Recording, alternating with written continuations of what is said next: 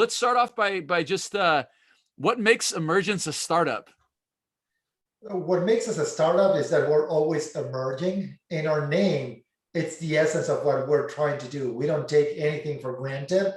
We picked a space that wasn't obvious, so B2B and SaaS, when we started doing it in the early 2000s, people thought that we were stupid. It's like they didn't believe that anyone was going to move sensitive data to the cloud. They were always going to keep everything locked up, basement, servers, on-prem. Nothing's going to move to the cloud.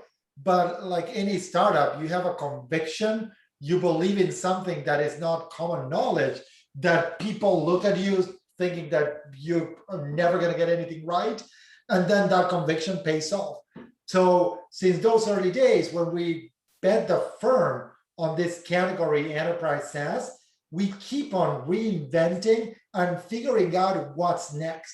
We run a process internally where we have, at any point in time, 3 major themes that the entire firm is going after within enterprise. And everyone on the investment team, associates to general partners, is required to present a new emerging theme every year. So that's how we push ourselves to keep on exercising the muscle of what's next.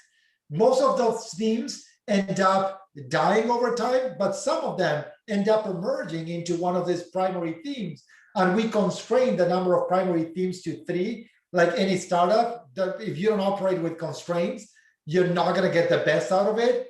And that's why we keep on pushing ourselves and we don't take anything for granted.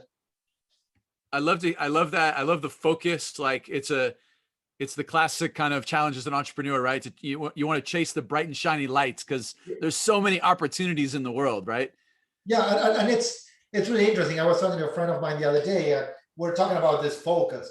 And a lot of venture capital firms, they don't focus because they start with something that could be consumer, that could be enterprise, early stage, US, global. And then as they start getting some of those successes, they feel that, oh, now I can do everything. And then diversify, and they start playing the assets under management game. It's like, how much money can I raise? I can do early, late, Brazil, Argentina, US, China, India. And that's when the returns come down and you end up delivering average returns.